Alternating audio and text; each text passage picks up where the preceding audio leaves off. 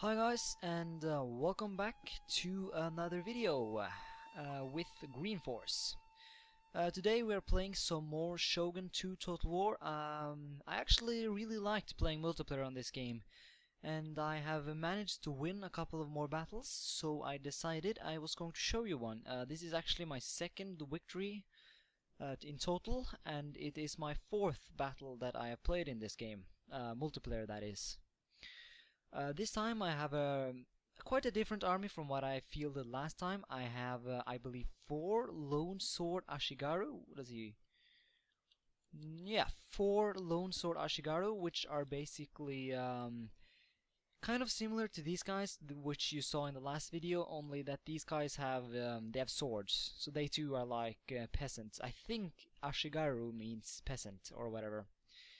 Then I have 2 units of Bow Ashigaru, these guys. I also have 1 unit of Naginata Warrior Monk Cav. These are actually very good, I believe. They're some of the better Cavs in the game at least.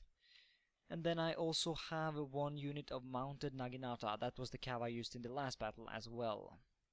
And of course my General's Bodyguard. And this time around my General has bows, so he can stand back the lines of the army while the army is fighting, and he can inspire them and shoot people and stuff.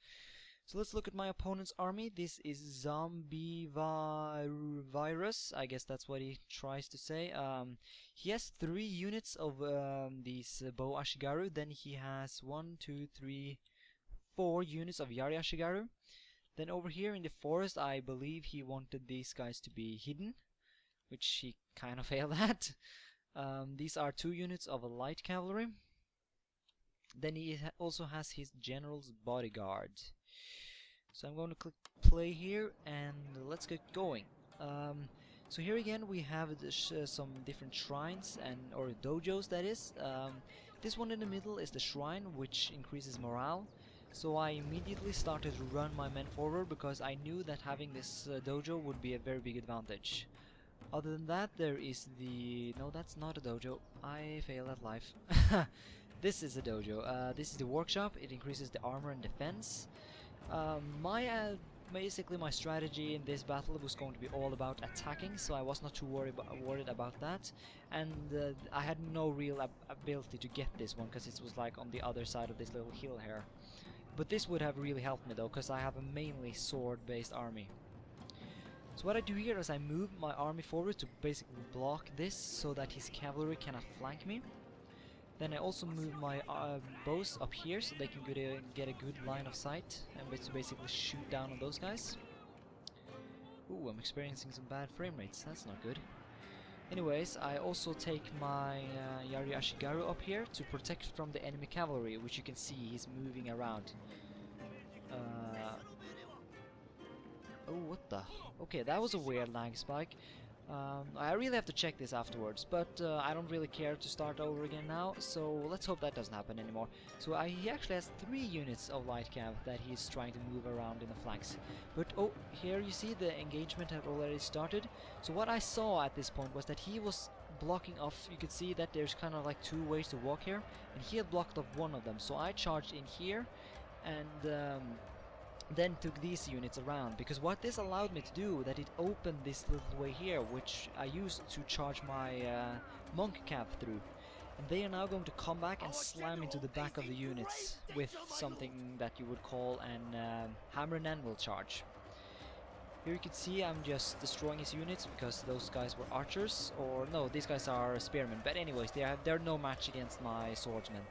And here you can see a mass rout starts to happen simply because they are isolated, and basically when one unit starts to rout, they all start to rout in a way. Here you can see his cavalry comes in to try and charge me in the back, which was his plan, which is why he went around. But it was far too late. His infantry body was already routing. Here you can see I'm charging in with my horses in order to try to kill them off, because they are not broken yet, they're just routing. And here I knew that my lone sword most likely will not win this fight, but I charged them in anyways just to hold them off, so while my guys over here finish their work. But I'm also bringing my spearmen in to kill off the cavalry right here, and I'm also shooting them with arrows. I also charged my general in, but I took him out because I didn't want him to die. At this point I have pretty much secured the victory because his infantry is pretty much all dead. His main infantry body at least. And at this point I think he soon admits defeat. So this was actually a rather quick battle, but in this battle I felt like I learned a lot. For example, that my bows in this battle did barely nothing because my strategy was so dependent on quickly moving forward with my infantry to quickly strike at his. And that's also a strategy I have continued to use. Actually, in my last battle I didn't use archers whatsoever, simply because I didn't feel I needed them. And I guess you can call that a rush army. I think that's the correct name for it. So here you can see all of his units are at this point routing, and there you go. That was a decisive victory, and I was really happy when I won this, because before this I had like 2 battles where I lost so badly it was not even funny. But you could see that my opponent in this battle was he was just like me. He hadn't exactly played for quite some, he was quite new to the game. You could see that by the units he was using.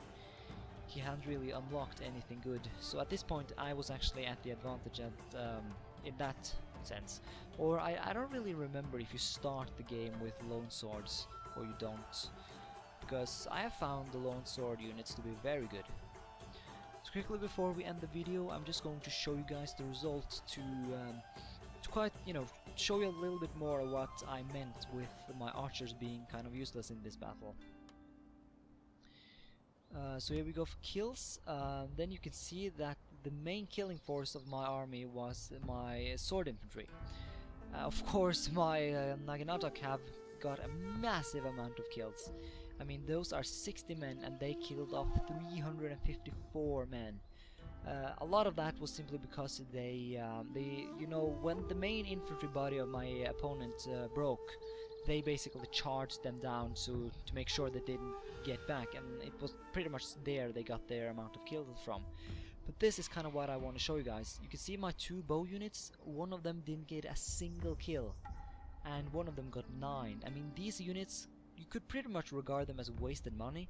If I hadn't taken these 2 units, I could actually have brought more sword infantry, or most likely what I would have done, I would have brought more cavalry to the fight, or better cavalry, that is. So yeah, that's that. This was quite the decisive victory, you see. I had very limited losses compared to his, but it was in one way it was kind of unfair, simply because I had more experience and I had unlocked better units than he had. But the battles before that, my opponent had that advantage and I lost. So in that way, it's that's just how the game works, I guess. So it's not really anything to do with that.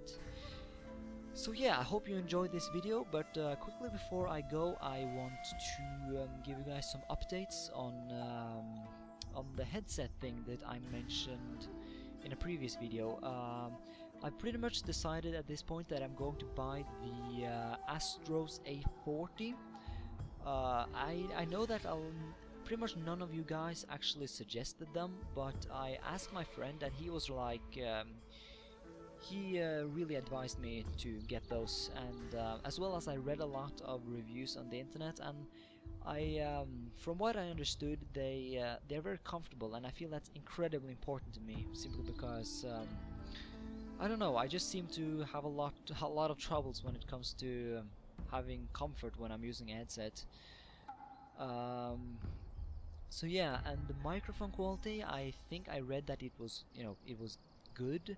It's not very good, and I think there's some issues where there's like this bad background noise, although I am pretty confident that I will be able to remove that by using a program that's called Audacity. That's actually the program I'm using right now, because if I hadn't used Audacity, you would have heard like a constant a static noise in the background while I was speaking.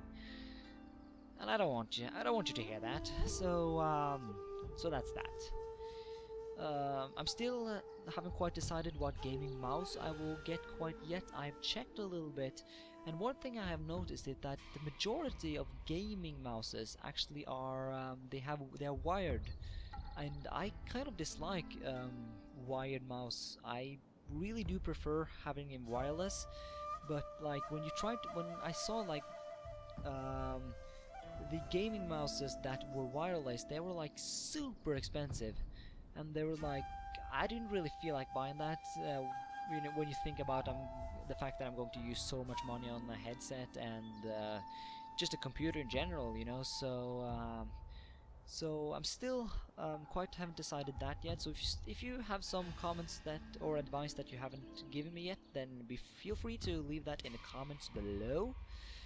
And yeah, so thank you so much for watching this video, and until next time, bye.